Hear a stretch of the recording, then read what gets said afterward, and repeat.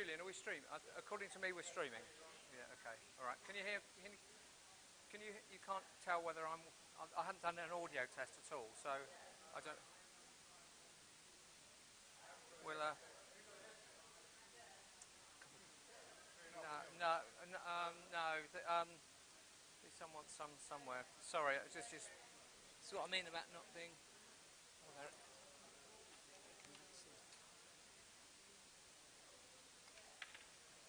I think we are going okay. But 1, 2, 3, 4. I don't know actually. It might just be coming through your microphone. Hello. Of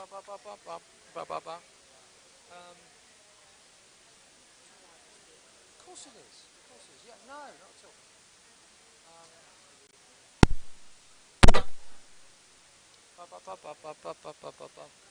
Oh, hang on. Okay. Okay. Right. Good evening. Good evening. Good evening. We're very sorry. We are running slightly behind. Never start with an apology, so I'm going to apologise for starting with an apology. So whatever. Thank you for the other lot for coming to join us. Just very, very briefly, before we do anything else, we'll let our fire officer have his 30 seconds of glory and hope that that's the last we hear of him for the whole weekend. And for those listening at home, you won't hear this because it's not a microphone, but you don't need to, so that's okay. Off you go, Howard.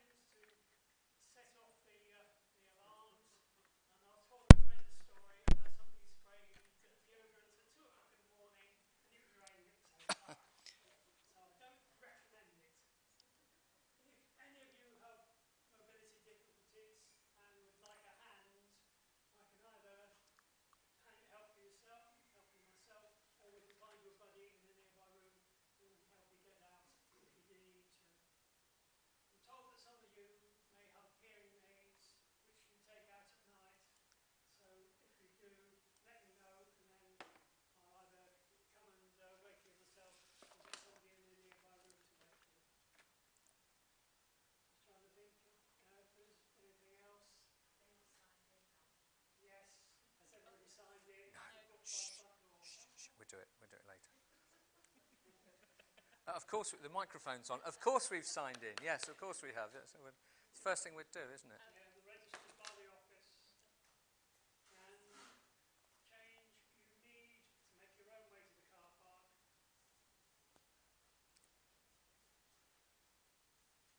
And if you do have any candles or night lights or anything that you're doing this weekend, don't blow them out. Because the smoke will get up to the detector and set the fire alarm off. So the best way to do it is to either use a baby wipe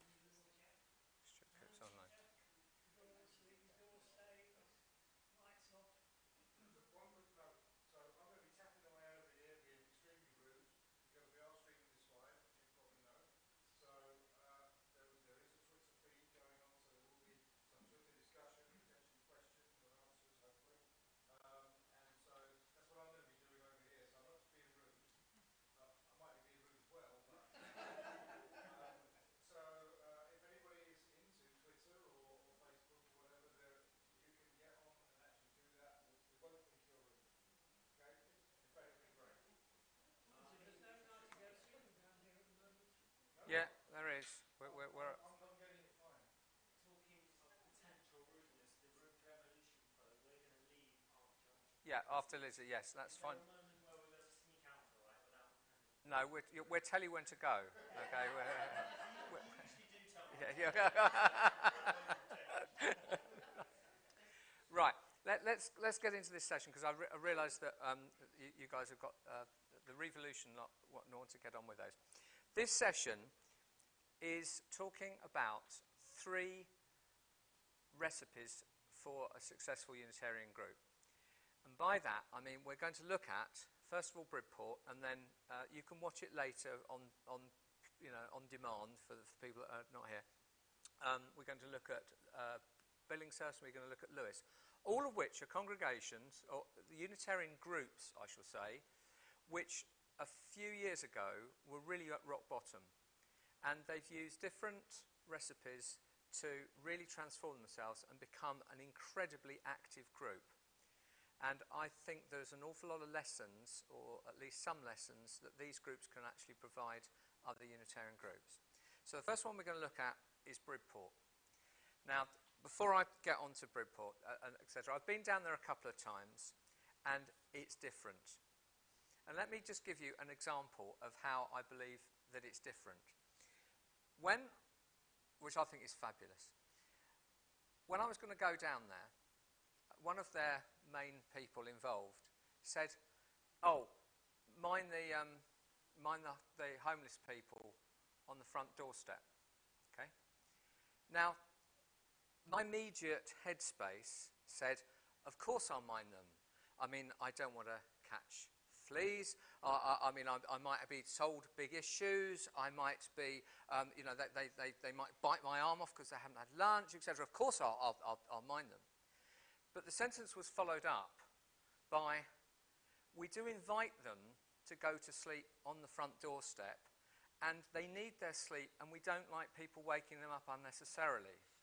So the "don't mind them" wasn't, was actually telling me, just don't walk up shouting and screaming because we don't want these people to wake up because we've invited them there and it's rude to wake them up.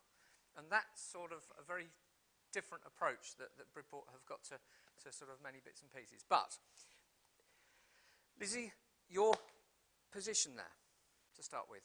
I'm now layperson in charge with Angelica Kennard. So I do 4 days a week, she does 1, and we have different roles. So 4 days a week.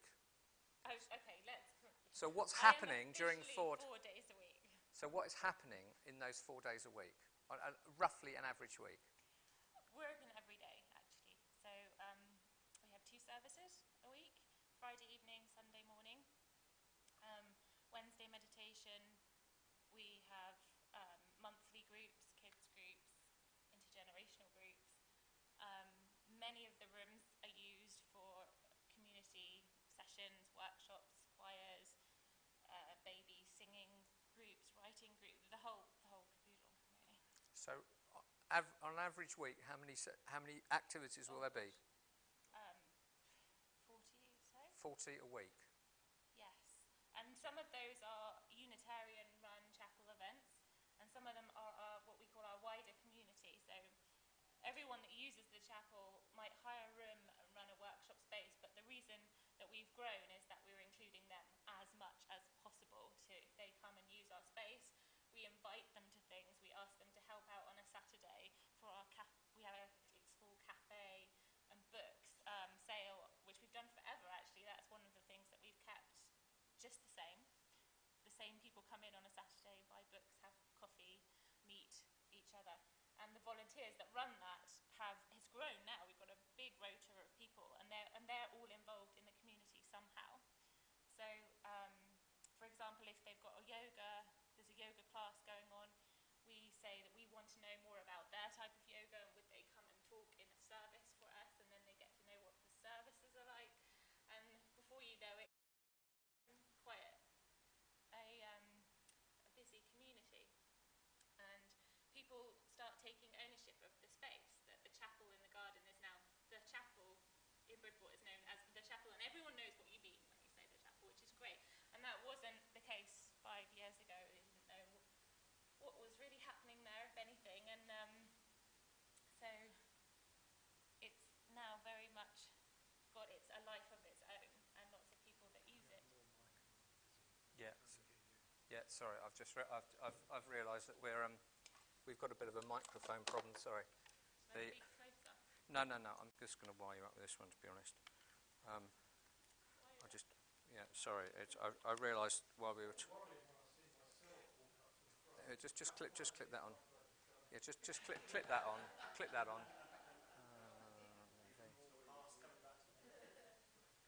It is. How's that? It might be okay in a second, but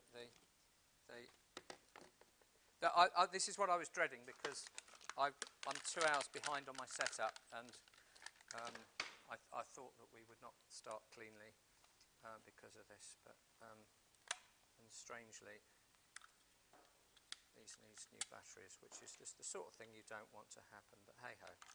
But is this something that the people at home don't need to know because they can't see it? There's lots of posters on the floor here, just to give an idea of some of the things that we do and how they're advertised and what they look like. So later, when you finish, you might want to come and have a look. I do need some of them back for my revolution course. I'm going to put that in my homework. So I'll come and get them later. Thank you. Are we 1, 2? Okay. Can you just talk again? Sorry. Yes. Hello. 1, 2, 3. I don't know what's going on. I haven't set up the audio. Hello. Right, just a few seconds. I can project my voice really well if I need to. I'm sure you can. Probably not over hundreds of miles though. Oh, yeah. That's not what my mum would say. That's not what your mother says. All right. Okay. Right. Okay. Let's just. Okay. Can you talk again now? Hello. 1, 2, 3. Yeah. Okay. I think we're okay now. All right. Jolly good. Okay. Okay. So now this is going to sound really rude to other chapels, but you've done this, and it all sounds amazing. What is stopping other Unitarian groups with buildings doing what you've done?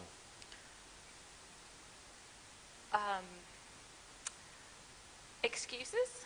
Oh, that's wonderful. Wonderful of that. No, there's lots of reasons why they might say it's like their church is not in the centre of a town, so it's difficult. There's lots of reasons why it might seem impossible. You need dedicated volunteers. I saw the potential of this, and it's something that I really, really, really wanted. I wasn't alone, but when I came into it, I already had the idea of creating community where anyone from any faith could come together and worship. That was sort of seeded in my mind already. Wanted to create it somehow.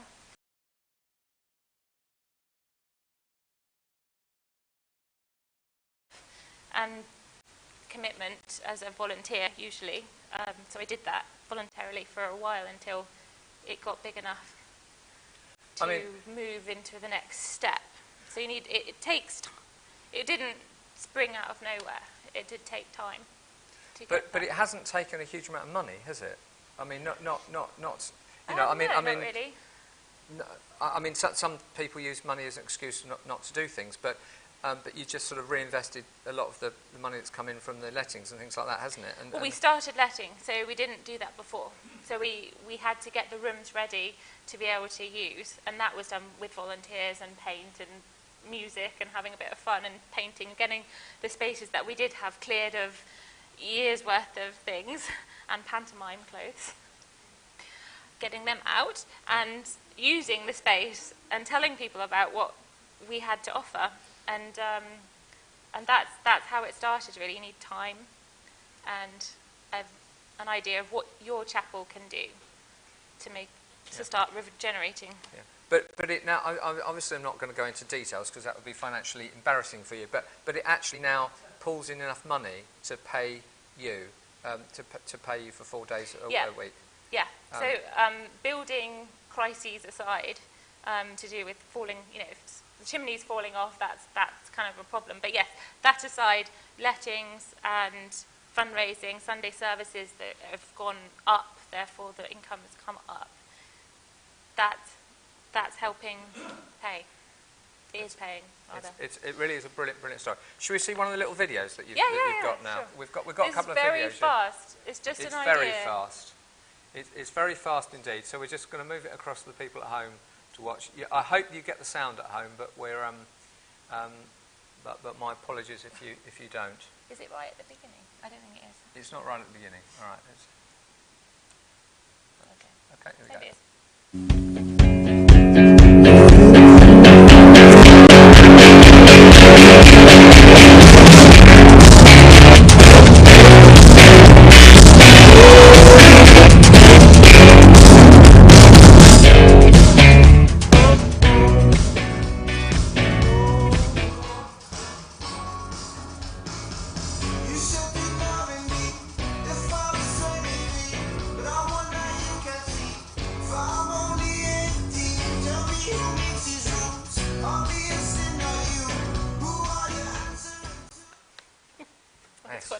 It's going to start again, is it? All right. Sorry, it's on loop, Okay. so whatever. So that was just 1 year. That was 1 year's worth of sort of things that have happened. 1 year in 10 seconds. That was our initiation ceremony thing. For Angelica and I started last August as laypersons in charge, and we had a bit of gathering. So, yes, just what do you want to know? No, well, I just, to me, one of the things that you seem to have done was to not initially concentrated on worship. Is that a fair assessment? Whereas some congregations might concentrate on footfall on a Sunday morning, the impression that I got, and tell me if I'm wrong, was the fact that was quite secondary, and that has acted as a result rather than the primary vote. Both, actually. I think I didn't sort of get freedom of Sunday services for quite a while. I took one every so often and tried to make it as new as possible. But the other side of things was building up what's happening for the rest of the week, getting it open more, getting people coming in, getting the rooms used, inviting people to feel like this is their home away from home, and people pop in with soup and people come and actually use the space as a community, or they go to workshops and they really feel like that's part of it. And then they understand kind of what's going on Sunday a little bit, and they might try it out, and then they're hooked, of course. Of course. So it has it's been a bit of both, because the services have always been really important to me. I thought that's just it wasn't a sideline. I felt that the worship can be done in such a brilliantly lovely way that would inspire the rest of the community, which is full of people that are creative and musicians and artists and filmmakers and writers. Bridport seems to be a bit of a hub for this. And I said, these people would love to come on a Sunday. They just don't know about it or what it is. So I kind of wanted to gather those people in. So you invite them, very surreptitiously say, you know what, just come and talk to us about this, or can you play the violin for us on this one day? Just come and help out, come and have a party on this day, or a shared lunch or something, and then they're hooked. Yeah, in a very, very relaxed way, and I think that's what we've tried to happen. It's very relaxed, it's informal. The focus isn't on discussing each other's theology, it's about finding ways to be kind to each other, finding ways to help each other out in the community, and about letting people know promotion is a huge part of what I do, letting the community know what is happening. I was going to come on to that, because it seems that from what I see, there's a huge amount of energy put into promotion, marketing, outreach, whatever you want to call it. And there's a lot of effort that's gone on into that. How many people have you got on your mailing list? I was talking about this over dinner. It's about 800. Some of them opted people. in and some I know some of them didn't opt in, because I didn't opt in, but I don't care. I enjoy looking at it, okay? It's automatic. I can't do anything about it. No, that's all right. I'm not complaining at all. It's lovely, and it's brilliantly titled, the amazing things that have happened in Bridport this week. Yeah, exactly. etc. Awesome autumn week. Yes, etc. So it's wonderfully nice. done. It's a nice thing to So get. you have more people on your mailing list than I think they have nationally. Okay. Okay. All right. Okay. We're just okay. That's great. I mean, that's great. Okay. So it's I just think it's a wonderful success story, and it proves that with energy, with time, with dedication, that amazing things can happen. Because I mean, 5 years ago, I think the congregation was down to almost single figures, wasn't it? 4 or 5, I think. Yeah. And it's really turned it around, isn't it? And we really honour that time as well, because the people that were there did still do a weekly service. They kept the building ticking over. They were really working very hard just to keep it open, but they wanted it to carry on. Therefore, you need people to come and do that. And so we regularly talk about our roots and wings, and that's what we mean by that. It's like the roots of our tradition, and the building's very old itself, and the wings of just what could happen if you imagine what could happen. Wonderful. Should we see your second video? Oh, yes. Maybe I should warn people about this one. Why? Or not? Oh, sorry, it started. It's fine.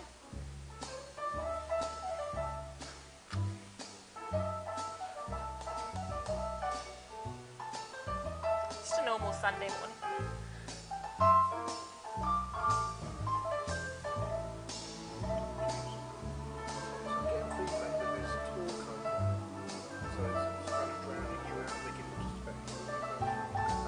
I haven't done the audio, so just okay. All right, thanks. Ooh. Oh, stop it. Sorry, it says. So, if you could read that first bit, it said, I'll let you explain. Doris Eagle Featherduster leads worship, is what that was. And this is a completely one-off, but she led a workshop. She's a sacred clown. And she led a workshop on the Saturday and came to lead service in character on the Sunday. And if you weren't expecting that and you came to the service, it would be something else. But it was one of the most successful services we've ever had in terms of people getting something very spiritually fulfilling out of it. It was joyful. There was a lot of laughter, but there was also almost tears to the point of feeling connected with each other. She did the thing with the globe, was a blow-up globe, and she was passing it around to everyone, where we were sort of things for world peace, how to heal the world, and it had wonderful songs. She got people up playing sort of quite loud music. That was one of the songs she used in the service. It was just great. People were up and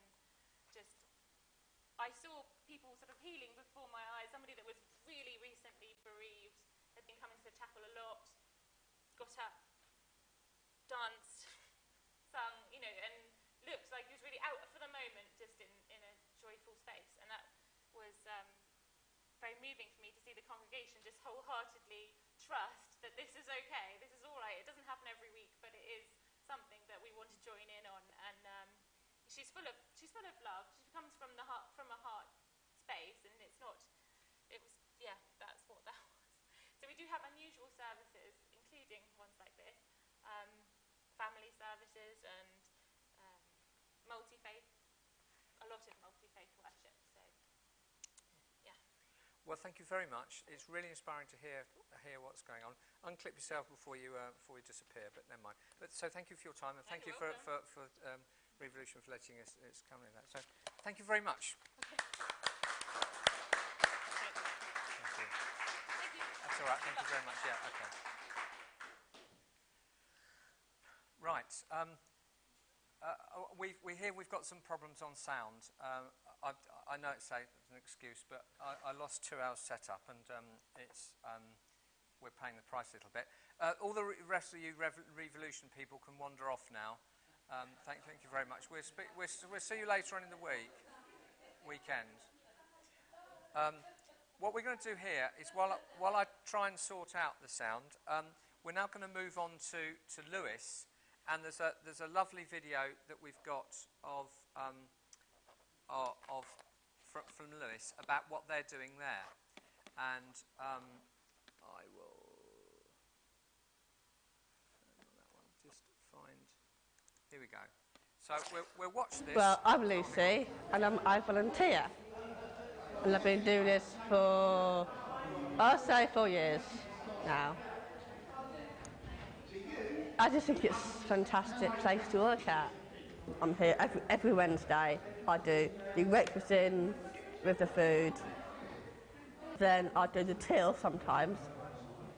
I've been doing training, which is quite new to me. Before then, I didn't know how to do numbers until, but now I'm a whiz kid. I met lots of people here. I met John, Russell, Dawn and Ben. After them, I met Suchi. She wrote a few plays, which is Time Flip.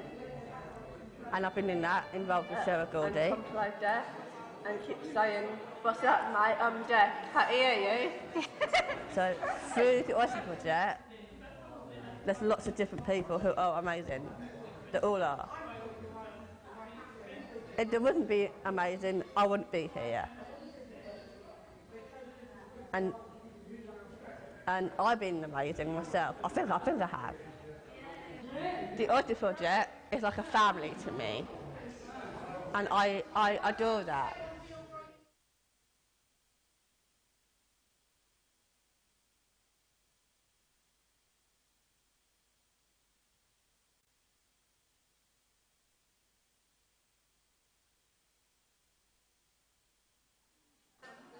What do you like about the art table, Claire? It's lovely. What do you do? Lots of lots of drawing and writing. Yeah. Is it one of the reasons why you come to the cafe? Yes. Would you say it's your favourite thing? Yes, it is. What it is you like about the drawing, the art table at the cafe most? Very good to help people draw and that, you know, and it's very good to meet people, you know, and that. So you can have a chat and socialise. Yeah, you know. Have you made new friends, do you think? Yeah, made loads of new friends, yeah. So And what do you think about the Oyster Project? very good, you know. Good. I like it here, so yeah. Do you feel safe? Oh yeah, safe. Comfortable? Yeah, comfortable and everything, so yeah. It's home from home, isn't Yeah, it? it's home to home. Get out of home, yeah. To see people, yeah. Thank you very much. That's all right, John. Net. No, not yet. What do you think about the art table, Parveen? Do you enjoy it? Yes, let's have a try. Yeah, and what sort of things do you like painting, drawing? Well, lots of things. Lots of things. Maybe yeah. lots of things. Yeah. And is it a good place to make friends with new people? Yeah, it's good, isn't it, though? Good. You have fun. We're going to have try, aren't we? Lovely.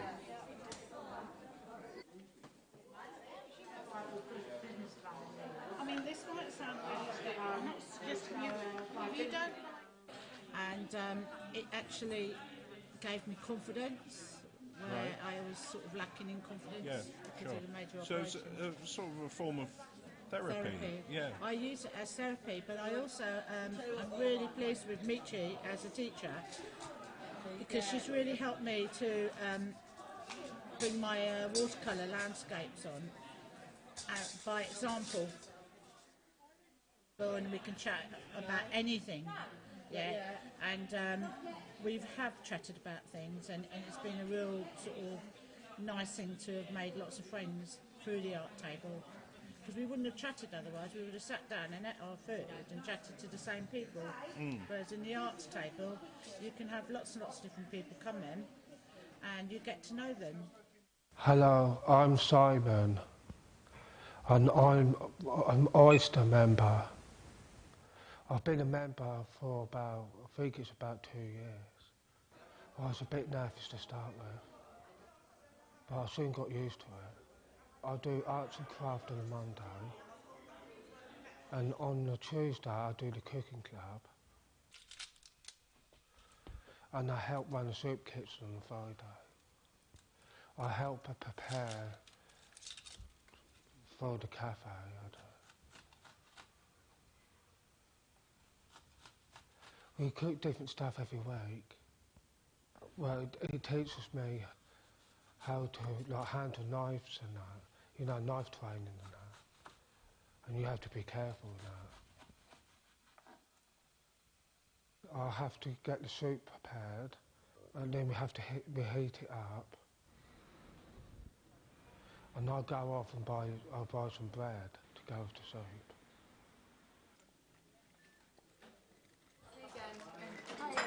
Hello. That's a large white bloom, I believe. Can I have a receipt, please? I've become more independent. Well, I think everyone that's here are very nice people. And all nice and kind and that.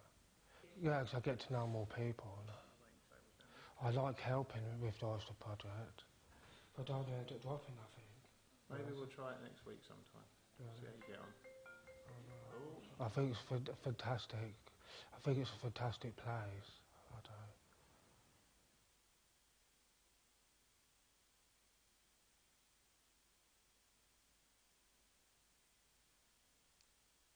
Right.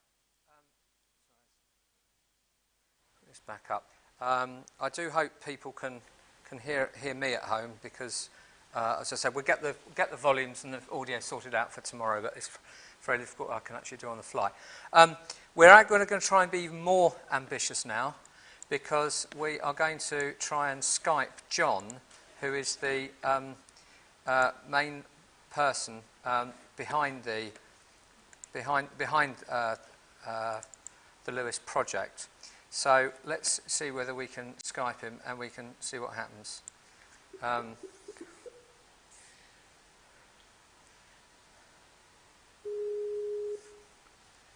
Let's hope he's there. Now we're obviously Skyping in and out and broadcasting, so we're hoping that he's there. And if he's not, I'll tell him off. He's very involved in the the bonfire party. Right, he's disappeared. Right. I'll just talk a little bit about it and then we'll go on to Stewart because I've seen Stewart's actually on. The person whom you're trying to reach is currently unavailable. Oh, thank you. Thank you. Please leave a message after the beep. Thank you. I know that. Thank you very much indeed. Right. Oh, hang on. There he is. Hello? Did you? Hi, John. Let's. Can you hear me? Yeah, I can hear you loud and clear. You've gone sideways. I'm sorry. That's all right. That's all right, dear. Right. It's the time of year. That's all right. Oh, good. I hate to. It's totally irrelevant. Have you dried out? Just a bit. Okay. Yeah, it's a difficult day, the day after bonfire. For those that don't know, Lewis has just about the biggest bonfire party in the country. Roughly, how many people do you get going? Well, if it's a Saturday night, about 100,000. 100,000 people in a small town, and there's I think it's three bonfire societies, isn't there? Seven now, is it? Oh, sorry. Oh, yeah, do apologize. No, oh, I haven't been for a while, so it's quite an experience actually going down there. Except, well, I'm in Cliff, and there's 1,000 of us. Okay, right. 1,000 members in just one society. Right, that's where to. Right, let's talk about Oyster. 5 years ago, when I was a trustee at Lewis, very small congregation, nothing really happening, and then along comes this guy called John, and he decides to disrupt everything. Would you just give us a recap of where you've come from and where you've got to with Oyster? Well, I didn't set out to disrupt anything. I just set out to do something rather than talk about it and expect other people to do things. I'm a great fan of that. The worst anybody can say to me is, "Oh, you should do this." A response to that is, "Well, what are you going to do? Because I'm doing this already." And there's far too much that goes on in my book. So I'm quite... John, can I just stop you? John, can I just stop you? You're wobbling about on the camera a bit. Oh, I beg your pardon, yeah. I'm holding by hand, you see. Oh, I see. Oh, yeah, your handheld, mate. Oh, okay. Oh, am I? That's right. That's a new one for me, but never mind. We won't go there. Right. Okay. So, okay. Yeah. Okay. So, do carry on. So, okay. So, my apologies. Yeah. Okay. Carry on. So, it's the Oyster Project. I set it up 13 years ago, and it's a self-help group founded and run by people with disability. That's the idea behind it, and it's become a group where people are volunteers themselves, where they are encouraged to be creative, where we engage with the arts, with drama. We've won prizes making films. We've done all sorts of things, historical research projects with the Heritage Lottery Fund. And this is despite the fact that lots of our members have got learning difficulties or learning disabilities, but we find appropriate ways of including people in our activities. And as a result of that, last year, 2014, we were awarded the Queen's Award for Voluntary Service. So sometimes I'm not quite sure what we're doing, but whatever it is, it seems to work, and we do get results. We came to Westgate in Lewes, as you say, a while back, and we rented a bit of space there, and it was the first time that we'd actually had a roof over our heads, really. We'd always hired places, and we kept all our kit in a container, and we sort of moved around and put things on. So coming to Westgate was quite a big step for us, and we did that for a while, and we helped manage the hires. And then it was, we had the chance to actually run the whole building because for various reasons, and we've been doing that now for the last 2 years, but that is now changing now that there is a new trust which we've helped put into place, a new board of trustees managing the trust, and we hopefully got a bright future. Gone from being a place with a very small congregation, as you say. That's not that much bigger, but we have had up to 20 people, which is a great improvement. But the trust is much stronger and the charity is much stronger. So we've got the volunteers, we've got the people to do stuff. During the summer, we open 5 days a week. We operate cafes that are open to the general public. We operate a food bank for disabled people, and cooking lessons, and various other activities, and fundraising, which we're quite active in doing as well. Can you talk about the Queen's Award for Voluntary? Because I mean that's a fantastic feather in your cap, isn't it? Yeah, I think we're the only charity locally to have that, and we are small. We're a very small charity. Other charities like the Bluebell Railway, who have hundreds of volunteers, have got that particular award. But it was a direct result of our voluntary work, and we were only able to do that really because we were based at Westgate. So it's been very beneficial to us, and I think that's the interesting thing about it. And I talked to other people in the past about this, how chapels with small congregations and not much going on can actually turn that to their advantage, providing they're prepared to collaborate and cooperate with other entities. And the obvious one is a charity with stuff going on. And that's basically what's happened at Westgate. It's not always easy. There's lots of occasions when who pays for what has to be decided, who actually undertakes the repairs and all that sort of thing.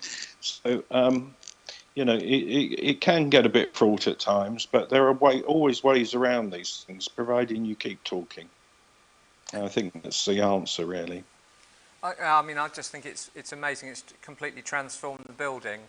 And as well as the Queen's Award for Voluntary Services, the other accolade you've got is my mother really likes the soup that you sell. So you can, add that. I'll do you a little plaque because she's very fussy on her soup. And when we came to try it, I'll actually do that. No, sorry, without being silly.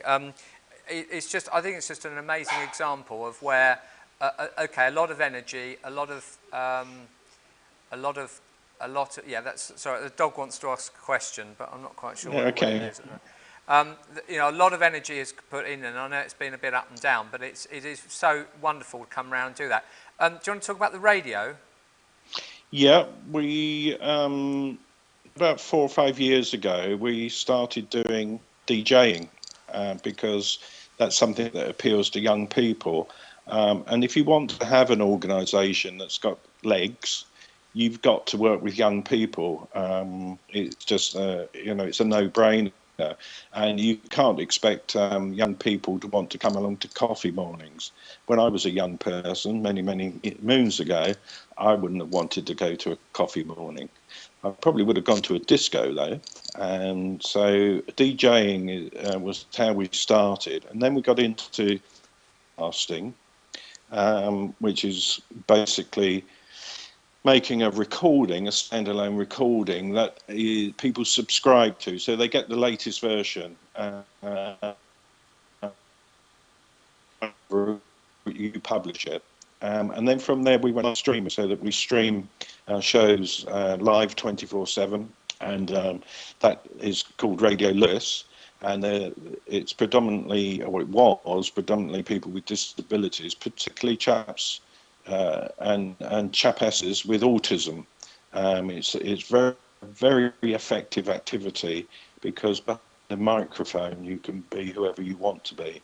So we've had great successes with that, and that this year Radio Lewis became a community interest company in its own right. That's actually, the directors are the people that are interested in that, and we're recruiting more members as we go along. And it's now open to non-disabled people as well. So it's a huge success. And we've just basically plodded along. We haven't made any great claims for it. Our motto is Radio Lewis, where the music matters. So we've concentrated on people's musical tastes and their musical preferences, because we found that when we went to special schools, for example, everybody, and I mean everybody, all the pupils, all the students, had a piece of music that meant something to them. And being able to share that amongst their peers was a very powerful exercise for them. And we saw some fantastic results. People that had never voluntarily contributed to any activity in a school, for example, going off to get their CD and coming back and playing their track. And the teacher saying that's the first time in 7 years that young man has voluntarily done anything without being prompted.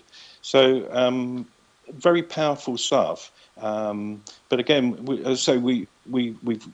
it's a slow cook. It's, you know, we're a slow cook organisation. We don't make huge claims for ourselves, great publicity campaigns and huge numbers of people.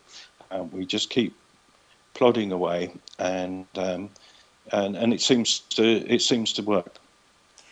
I was going to mention the technology, because there's quite a lot of kit now, isn't there? And I imagine you see this as a way of publicising yourself, outreach, sort of being part of the digital age, really. But I've noticed, you know, that there's a lot of equipment now that you've managed to get hold of. Yeah, we've been very successful with grants, and one of the problems with grants is that invariably you have to come up with a new project every time, even if you're doing the same thing. And invariably you've got to apply. You have to have in your budget. You have to have an amount for the equipment to do it. So you do end up with some quite good kit. We try to be very particular with what we've got, and it's very effective. But things have moved on remarkably, so that nowadays, whereas when we first started, you had to have a PC or an Apple Mac, a desktop computer, we're now running courses, making video to go on the internet, complete with overlays and titles and ducking and all sorts of things on an iPhone, just a smartphone that everybody's in their pocket, more or less. And you can make professional quality video and audio on something as everyday as that. So there's been great changes. So, for example, at the moment I'm using an iPad mini, and tomorrow that will be the same device will be being used in a workshop situation with microphones plugged into it, lenses bolted onto it, and shooting the footage, which can then be edited directly on the iPad and uploaded directly to our website and appear automatically on our actual website. You know, it's remarkable technology. You know, I can take a photograph of you on my phone on Instagram, and within 30 seconds, it's there on our image feed on our website. I don't have to do anything. All these things are connected in a way that when I first started in computers in the 70s, seems quite magical, really. I still find it very magical. But so the equipment has changed quite a lot. I think we do a lot of multi-track recording, 8-track recording, sometimes 16-track recording. That's a different ball game, and that's got its own interests. We're getting into video more and more these days with remote-controlled cameras and video editing suites, something we've talked about, because it's quite possible for somebody in a wheelchair, for example, to be a cameraman, provided they can operate a joystick, and it's quite possible for somebody in a wheelchair to be the video editor, provided they can move their hands. But we did have one chap who was very adept with his nose and an elbow. So, you know, where the will is there, many of these things can be overcome. And we've tried to do that, showing people how that can actually happen. And I think that's one of the things about Oyster is we don't meet the problem head on. You know, we try to go around the side of it and find a solution and move on. And that's the way that we create things. So, and a good example of that, we've just won a film award in a film competition in Newcastle. Where we made a dance film, and we didn't have time to choreograph anything in a dance space, so we made it in a car. And it's Lucy, who you know, who's Down syndrome, and we bolted cameras on it like you might do on Top Gear, and she's dancing with her hands in the car, and she went all the way up to Newcastle, Northampton, Hexham, with one of our other members. They travelled up there on the train, stayed overnight, and she won the prize for best performance. But in actual fact, we had a problem, but we found a way around it and came up with a very positive result. And that's very Oyster. That's the Oyster way of doing things. Has anybody here got any questions they'd like to ask John? I realise it's putting people on the spot a little bit, but is there anything, or has anything come through? Any questions I haven't actually asked for questions, but is there anything anybody would like to ask? Is John a volunteer? Yes, I'm an unpaid volunteer member. I've done this for 13 years.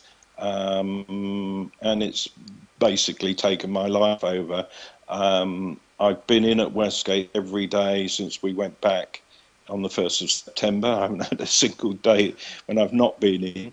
No, you were going to have a day off, but then I called you in. Then you turned up. Yeah, then I turned up, etc. How is the badge making machine? He's borrowed the badge making machine to do things. How are you getting on with that? I found a spare 10 minutes to have a go, and I made half a dozen badges. Okay. But unfortunately, nobody else has shown any interest whatsoever in making badges. They're quite happy to wear them, but they don't seem to want to have a go at making them. I think they're rather scared of mechanical things. Okay. You know, it's not.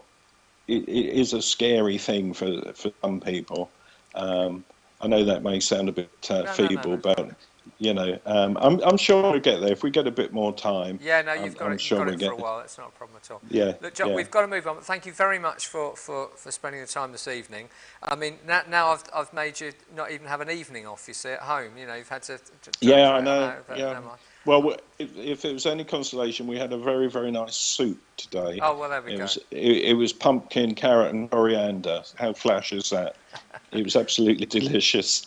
Well, I'll come and see you again soon. Anyway. Well, everybody's welcome to the Size Soup Kitchen on a Friday that the food bank puts on, and it's free bread and soup or donation if you feel so inclined, and about 12:15 at the Westgate Chapel. Brilliant. Okay. Thanks, John. Thanks a lot. Cheers. Okay. Bye-bye. Bye. Bye. He's just. Is he a volunteer? So everybody's now seeing. Is he a volunteer? He's the inspiration behind it, and he's the person that's really driven it and sorted it out. Right. So we're now going to move on to Billingshurst, which is a tiny chapel, and you're just going to see a film which I took. About 2 weeks ago, which is talking about it. They're talking about it.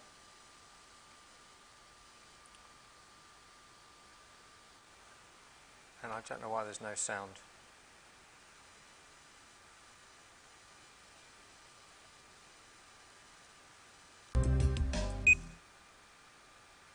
So I'm Duncan Voice, I member congregation here. And I'm Stewart Coop, secretary, and like Duncan, a worship leader too. And how long have you been coming to Billingshurst now? I think it must be about 18 months now. 18 months, yeah. Yep. And I've been here for 4 or 5 years now, believe it or not. So what was it like when you first came? My involvement with Billingshurst came about really because I spoke to David Usher, the district minister, because I thought as I wanted to sort of get a little bit more involved in the Unitarian movement. And I was toying with the idea of ministry, maybe, kind of, maybe not. And he said, well, why don't you get yourself down to Billingshurst, because they're on the verge of closing. So Jan and I came down to Billingshurst for a service, and we instantly felt at home here, although there was only 3 or 4 people in the congregation. And so we decided to commit ourselves to trying to revitalise the place. The first thing we did, as you know, because I think you visited us at that time, we thought, well, even if we get people in through the front door, they're not likely to stay because the building is in a bit of a state. So the first thing we did was to redecorate the hall, because we thought, if we're going to have craft fairs or folk clubs or whatever we do, it's got to be a place where people feel comfortable. So we spent a week stripping the hall down and painting it white and trying to make it a bit more homely. And then we kind of thought, well, if Billingshurst does close down, what would it likely become?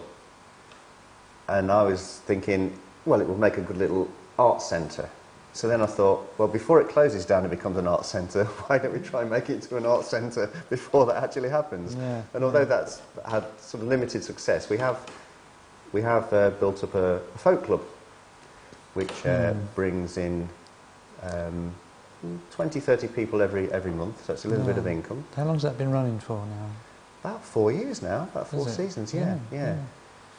It's had its ups and downs, hasn't it, in terms of numbers sometimes, but it's carried on, it's momentum, hasn't it? I think with all of these things, whether it's folk clubs or craft fairs or art classes, you've got to give yourself permission to give it a go. More importantly, other people have got to give you the permission to give it a go, and then you've got to kind of stick with it and see where it goes. But I think in all of this, what I remember most of all about those earlier days was the existing congregation said, just try it and just do it. And it was a really sort of nothing to lose situation for them and for Jan and I, and so we just tried it. So there was definitely an attitude of yes, rather than, oh, we're not quite sure.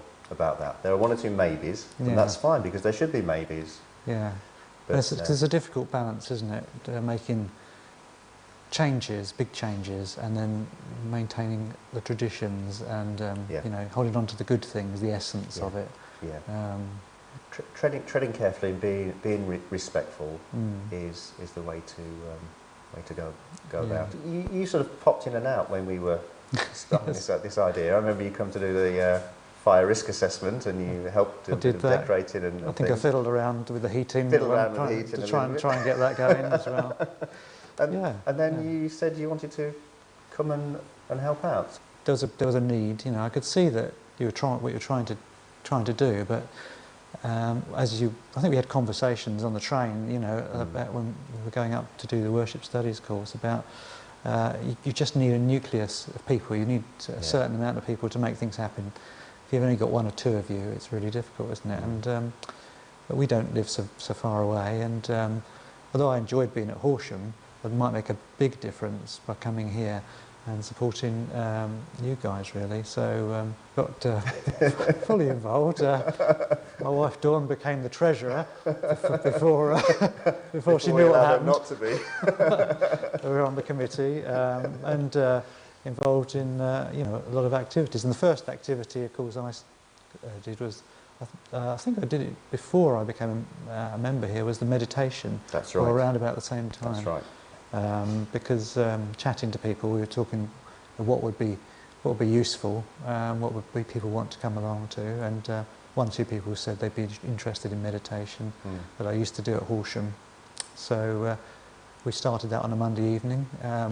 We did it on the Monday to try and use the residual heat that was still here from the Sunday. That's right, yeah. So we weren't shivering away too much. That's been a surprising success, and we haven't actually promoted that very much, but we've got now we've got you know, a loyal little following. One day, if I get my act together and we actually promote it a bit more, we might get a few more people come along. But certainly it seems to, and it's interesting. Some of those people are quite loyal to the meditation group, but they don't necessarily cross over into other things. But some people have moved across into different things. The aim wasn't to get people in on Sunday morning. It wasn't all about Sunday morning. And still, people say to me now, "How many people are you getting on a Sunday morning?" Yeah. And we sort of stopped asking that question quite early on to say, well, how many people are stepping over the threshold on a monthly basis, whether it's for worship on a Sunday or whether it's for art class, meditation, yoga, folk club or whatever. And that's not to denigrate the place as a chapel, because I think we're very clear that this is a chapel and it's a sacred space and it should remain so. But nevertheless, it is also a community building. Yeah. And because of its historic nature, I think it offers something different to the big multi-million conference centre with carpets and heating down the road. Yeah. So I've got to ask you the big question. When did you come up with the 4 C's, which we use to characterise what we do? Community, contemplation, compassion and creativity. Where did that come from? I was in the bath when I thought that. I honestly was. Had a eureka moment.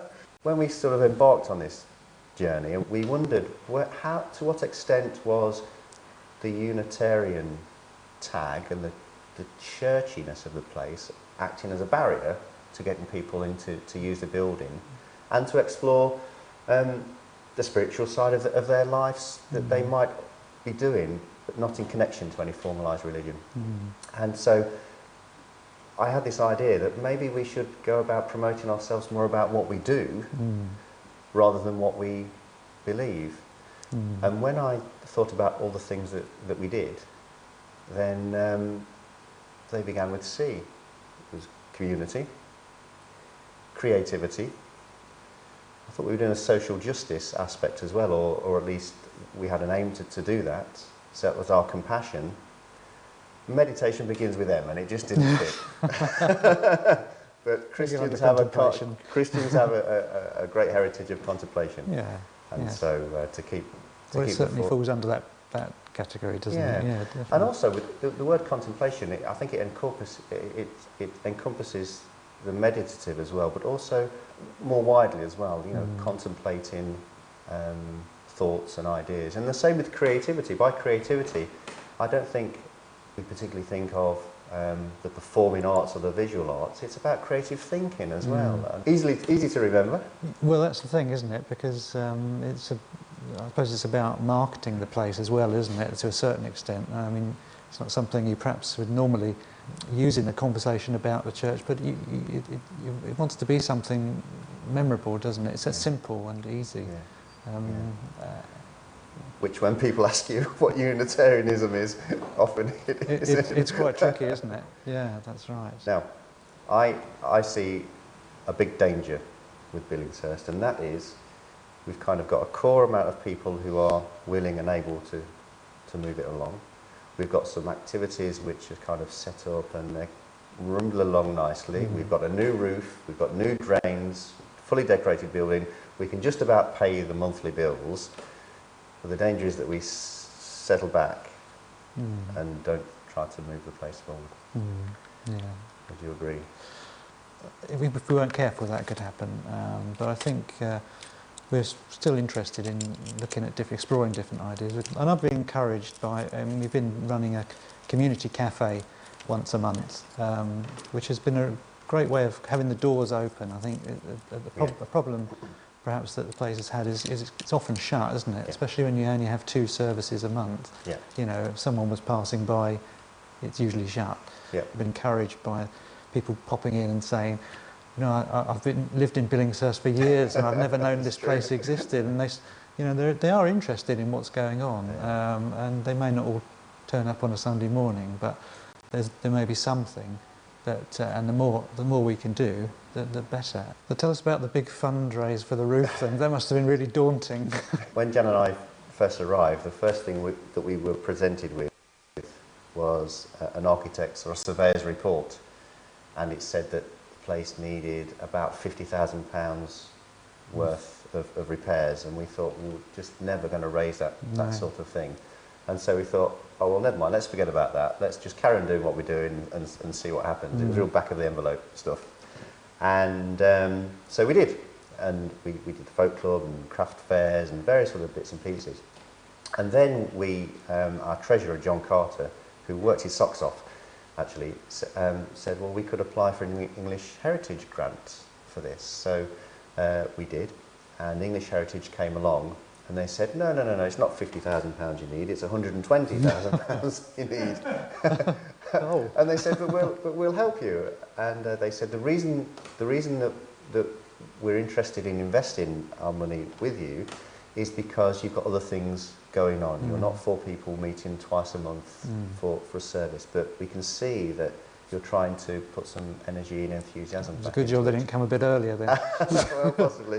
But then we said, oh, that's great. And they said, yes, we'll give you £60,000, but you've got to raise £40,000 yourself. So we knew that cake sales and folk clubs weren't going to do that. And we kept going back to them saying, like, how can we possibly raise £40,000? And they said, you will do it. They said, have faith, the money will come. And what happened was our treasurer, John Carter, and other, that time John Carter, and other members of the congregation or affiliated people, they said, look, there is money out there, let's get it together. And so we applied for money, and we got £10,000 from Sussex Churches Trust, we got £2,000 here, 5,000 there, 7,000 there, and before we knew it, we had £40,000 along with the £60,000 from English Heritage, and we were able to then complete the building works. And that was great, because once we knew that the building had a future, then we knew that our dreams had a future as well for what this place could be. I mean, it's amazing for a small community really to bring that together in quite a short space of time, really. So yeah, it's remarkable. Yeah, well done. Well, I mean, it's as you know, it takes a group of people with a vision to make things happen, and we've been able to find that at Billingshurst. And it's been very satisfying. Right, I'm sorry about the... Do you want to put the lights back on? Thank you. I'm sorry about the jumps on there. Again, it just I needed that hour to sort something out. There's something running on the computer to do that. So we'll just fade across. I'll now see if I can get Stewart on Skype. Because so we can ask him some questions, which I hope will actually happen. But this, let's give him a try. Stewart, there he is. Let's see if we can find him.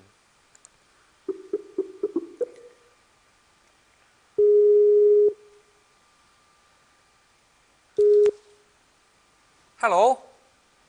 Hello. Oh, wonderful, wonderful, wonderful. We can't see you. You can't see me? I can't see you. You can't see me? I mean, don't worry, we can hear you, which is the important bit, but have you got the camera working? I haven't checked it, but I haven't done anything that would mean it probably isn't working. We'll just talk. It's we'll right. just it's talk, okay. yeah. You really don't want to see... We can see half your face, so that's, yeah, that's the important thing. Right. Okay. Again, it's a very similar story. Have you been watching tonight? Yes, I have. Yes. Oh, okay. Yes. I think there are some parallels between the three places. Again, starting from really a congregation that was just about to collapse.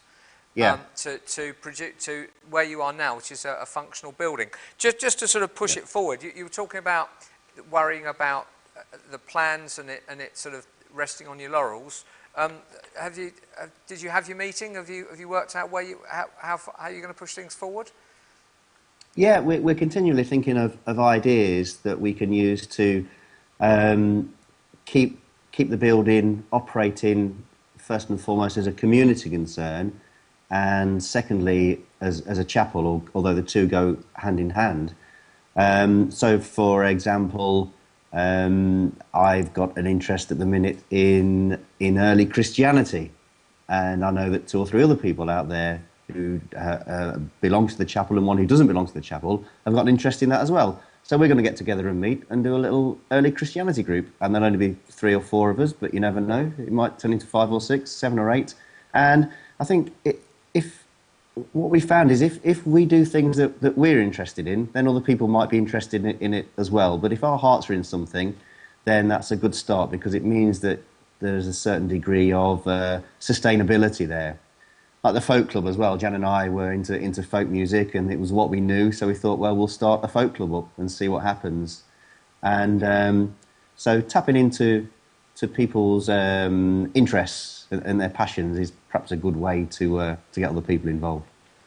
I completely agree with that, and I think if you try and force energy, you get to the point, whether it's a year, 2 years, 3 years down the road, which is where you think, well, I've got to do something else in my life now. But if it's actually a genuine passion, then it means that you're just fulfilling a bit of a dream, really, aren't you? And you just keep it sustained, don't you? Yes, that's right. But that's not to say that there aren't ups and downs, because there have been times when I've sort of been pulling my hair out, thinking, why am I doing this? But I think if you can sustain a sense of purpose and a sense of vision, then you can get through those times, and hopefully ride the fragile nature of it really. Because at Billings House we are still quite fragile in terms of numbers, but we're not about to close, that's for sure. Yeah. The film didn't show brilliantly, unfortunately. There was the bit that was quite critical that we missed was raising the money, and how you suddenly you had a bill for 120,000 quid, but you did it, and how, while that might have put some people off, the money sort of came in, didn't it? Yes. I know you're saying what the bits on the film, but the film broke up a little bit there, so I wonder if you could just go over that story again. Yeah, sure. No, that's fine. Yeah, in terms of the money, I was astounded at the funding that is potentially available there, as long as you can make your case. And I think, as I said in the film, English Heritage were interested, not because we had a small congregation happening once every 2 months, but the fact that we had other things going on, and we showed that we were able, we had the energy and we had the ideas in order to make it a going concern. So that was really important. And then when it came to once you got the English Heritage on board, then that is a great impetus for other funding bodies to get involved as well. And again, if you can sell yourself as being a community that is vibrant and has purpose and vision, then we had little difficulty in raising the funds, although it was quite hard work filling in all the forms and so on and so forth. But we did it. A congregation which is still only averages about 14 managed to get £120,000 together.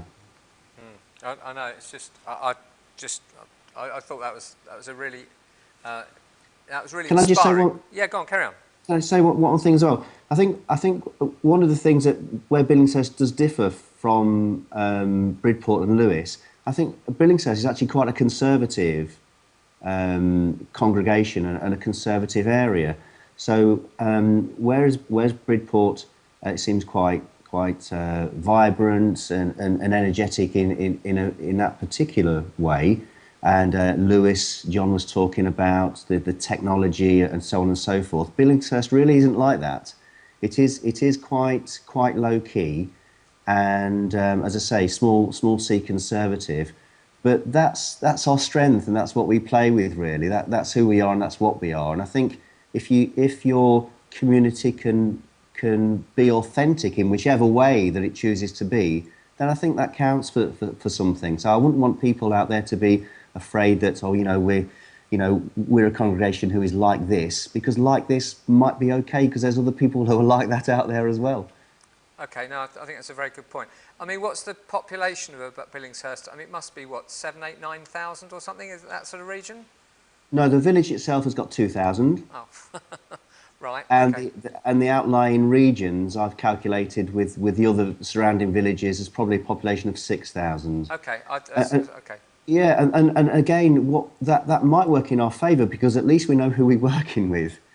If I put something out into the village, then I know there's just a small geographical area to try and tap. There's a larger area if I've got the energy and resources to try and market out there.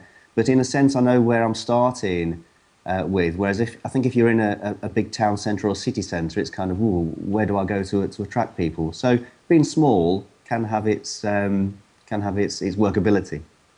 Brilliant. It's brilliant, and I just think it's really just an amazing place, and it's very small, isn't it? I mean, what does the chapel hold? Well, I'm not going to try and guess again because I get it wrong. But, okay, we hold 34 downstairs and 10 upstairs. Right. Yeah. So we're not talking. And then you've got the library room or whatever it's called. Yep. That's probably only about 20 foot square or something, isn't it? I don't know. That's right, yeah. And again, we looked at the place and we thought, well, small can work in our favour, because if we do hold a small concert, if you hold a concert and you know you're only going to get 12 or 15 people, and you hold it in a big hall, then you've got no atmosphere and it's kind of a bit dead. Whereas we say, okay, we're small, we can hold small concerts. As long as we get 12 people, we can create a lovely atmosphere. We can afford to pay who we're putting on. So we use our smallness to our advantage, really. Yeah, it's brilliant. There's a question for you. I'll have to repeat it probably because you probably won't hear it. Stewart and I will know, he'll know me because they've got one of the Gregson Trust towards their project. But The administrator from the Gregson Trust is here, Stewart. Okay, lovely. So, and I didn't. Sorry, I would have. Can you hear me? Yeah, we can. Yeah, of course I would have mentioned the Gregson Trust had I known they were there. Of course. In fact, I'm now down on my knees, bowing. Don't worry, Stewart. I haven't mentioned the whole thing's financed by the Hibbert Trust, and it's the same administrator. So we're both in the pool. No, right. Well, I'm on both knees. You're only on one. Okay, that's fine. Go on. What would you like to say? The question is, I couldn't ever make sense of exactly what your location is. Are you in the middle of a Could you describe the location from the point of view, being in the middle of the village? You've probably done a little bit already with the figures, but I mean, it's a typical Sussex village. There's a high street, and there's a row of shops. There's an area of old villagey type houses. There's a new estate. There's a social housing estate. So it's a mixed demographic. You've got a number of different groups within the village who sort of sometimes seem to rub up against each other. Sort of the people that have lived there all their life, and then you've got the people who are in a newly built estate and whatever. So it's a mixed bag, but it is a small Sussex village, and outlined by other small Sussex villages. The building is roughly in the middle. You could go past it and not notice it because but it is actually quite central, and it has a car park on the back. I mean, one thing. Sorry, just going back to Bridport. Bridport were talking about how wonderful they were. They have terrible parking problems because the only car park is a little bit far away, and it gets full on the weekend, etc. But you don't hear them sort of complain or moan about that. They just sort of accept it. You've got the library car park right behind you, haven't you, Stewart? We have. People do find it difficult to find, though. But again, that's part of the quirkiness and the charm of it. So we don't deny that people who walk down the high street can miss us. But when they do find us, it's, oh, we didn't know this place was here. And, you know, it has a certain charm about it. And we try to play up that charm as much as we can, because there's little of that actually in the village, certainly in the village hall or the other village or the other halls that are available for hire. Okay. So that's part of our... There's a couple of questions coming up, but what's the date of it? What's the date? 1754. 1754, yeah, okay. Louise, and then we've got one on. Do you open for Heritage Open Day? Yes, in fact, the first time we opened for Heritage Day, we thought, oh, who's gonna turn up to us? And the chapel was only at that time opened for a couple of Sundays a month. Jan and I went down, opened it up on a Saturday, put a notice board outside saying, "Come and have a look at the chapel." And one of the neighbours turned up and gave us a cheque for 500 quid and said, you know, "You're trying to get this place back up and running. Here's some money to get on with the decorating." But for every time we open up, you know, sometimes little beautiful serendipitous moments happen, and for most of the time nothing happens at all. But you've got to, you know, try all of those things in order for something to happen. But yes, we do open as much as we can for Heritage Days, but we're all working full time. So there's nobody who is able to devote more time than anybody else. I'm sorry, Stuart. Sorry, Stuart. I thought you were a teacher. Yes, I am a teacher. Sorry. Sorry. I'm sorry. I'm being very rude. I'm going to move on quickly. We have a question. Sorry. Yes, we do, from Rev Matt, from Frambury Unitarians. Wonderful. I would like to ask you, is there an overlap between the folk group and the congregation apart from himself? Okay, this is from Matthew Smith. Hello, Matthew. We'll talk about you later, but is there an overlap between the folk group and the congregation? Apart from yourself? Actually, yeah, very little actually. There is a chapel member who came along, and she happened to have an interest in folk music, and that was what attracted her to stay. But no, very little in fact. But we don't mind that. You know, we get 20 or 30 people in on a Saturday. They pay their £3 each. That's £60–70 in our coffers, and we hide the Unitarian leaflets when they come because we don't want to. We're not on a Saturday night. We're not a church. We're a folk club, and you know and that's fine. You know. Okay, but I would say that they have come. Some of them have come down and supported Fuse, haven't they? Some of the folkies. That's right, and there have been other services. We did an LDPA service, and we were able to say to the people in the folk club, "Would you come along and play some appropriate music for us?" And they said, "Yeah, great, that's fine." and it was really lovely. But you know, the crossover's not that great. But you know, the folk club is their way of acting out their spirituality or their entertainment. That's their business, and the chapel is another business, and that's fine. And the meditation group presumably there's slightly more crossover there. Not that it's the underlying reasoning for it, but there's probably more a link there, isn't there? That's right. 2 or 3 people from the meditation class have slowly become interested in what we do otherwise, and they do come along to the services, and that's fine too. But I think the thing is, just don't force it really. Just be an open community, be welcoming to whoever comes through your door, and see what happens. And I think if there's a sense of, as I say, a sense of authenticity and a sense of genuineness about what you're doing, then people will be attracted to that in some way or another, whether it's on a Sunday morning or whether it's to help out with the gardening, or our neighbour, you know, built us some new shutters because, you know, he likes doing that sort of thing. But and that's fine. Everything helps. Everything helps. Brilliant. Stewart, I'm going to have to bring it to a close from a time point of view, but thank you very much. Much appreciated, and it's I think it's an amazing place, Billingshurst, and very proud that one of Mays's great uncles is one of the previous ministers, isn't I think, anyway, no doubt Lorna will Skype and tell her. Lorna will put it on there, but no, it's wonderful what you've done there. Well done. Thank you very much. Okay. Thanks, and have a good weekend. Thank you very much. Bye-bye. Right, that was that. I'm just going to finish this session very quickly, just by just showing a couple of slides that I've just prepared, which is really to sort of summarise what we've got. Come and have a seat. Yeah, come and sit down. I'm not suggesting this is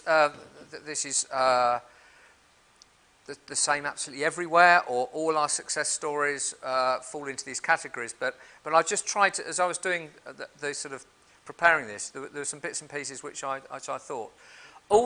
Sorry, I'll switch on to the screen. Thank you. Yes, thank you. I will do that. All three have people with energy, and people that have put a tremendous amount of time and effort, and I imagine probably to a certain degree their own money into the thing. All three have inspired other people to join. It's not that one person that's sort of done it on their own, but they've persuaded other people to sort of join it. To a certain degree, most of them have a non-religious community focus. Now, I know Bridport, the Bridport, the first, Lizzie was talking about actually sort of that probably had, her focus was probably slightly more religious, but particularly the other two have got far more of a community spirit, and the footfall for the whole week, as opposed to just sort of looking it on a Sunday morning. I found it interesting that none of those three really use the Unitarian name as part of their branding. You've got Bridport, which is the chapel in the garden, and it's always been the chapel in the garden, and you know it's very much, the leaflets are there, and it's there, but they're not using the Unitarian branding. You heard Stewart saying that they decided to drop it because it was too complicated, and they have their 4 C's, which I'll try and remember: community, creativity, contemplation, and compassion. And it's the Billingshurst Chapel. And yes, there are the Unitarian leaflets out there most of the time. I didn't realise they'd disappeared from the folk club, but they're there, but they don't use the word there. And Lewis has always been called Westgate Chapel, and it's got Unitarian at the bottom of it. But obviously the project which John is running is called the Oyster Project.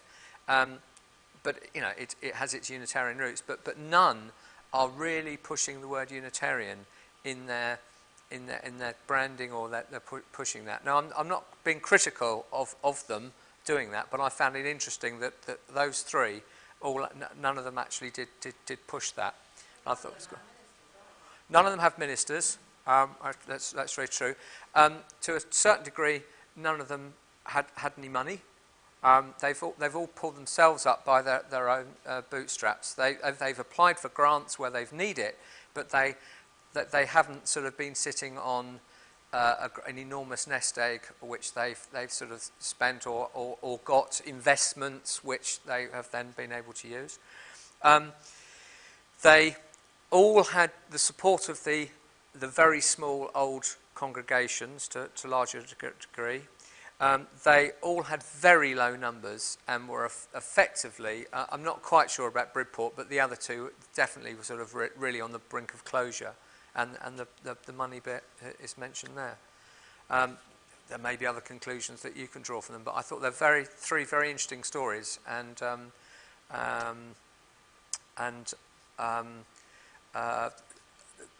hopefully it will inspire some ideas of what people can actually do with other congregations that we've got.